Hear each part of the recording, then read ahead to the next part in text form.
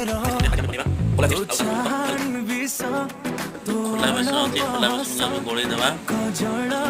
ବେସନ ନେଇଯାଇଛି 2 କପ୍। ଆପଣ ସ୍ୱାଦ ଅନୁସାରେ ଲୁଣ ବି ପକେଇ ପାରିବେ।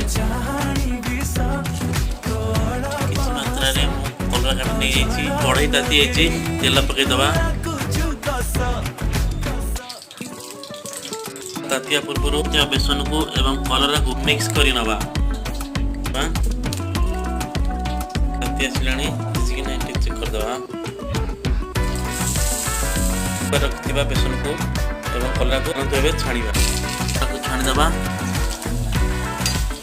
ଚିପ୍ସ ଏବେ ହେଇ ଆସିଲାଣି, ଆମେ ତାକୁ କାଢ଼ିଦେବା। ଚିପ୍ସ ଏବେ ରେଡି। ଆମେ ଚାଲନ୍ତୁ ଗାଧୋଇ ପଳେଇ ଆସିବା। ଫାଇନାଲି ମୁଁ ଗାଧୋଇ ପଳେଇ ଆଇଲି, ଚାଲନ୍ତୁ ଖାଇବା। ସାଙ୍ଗମାନେ ଦେଶୀ ପକେଇଛି କଲରା ଚିପ୍ସ ଭଲ ଲାଗିଲେ ଚ୍ୟାନେଲକୁ ସବସ୍କ୍ରାଇବ୍ କରିବେ ଆଉ କମେଣ୍ଟ କରି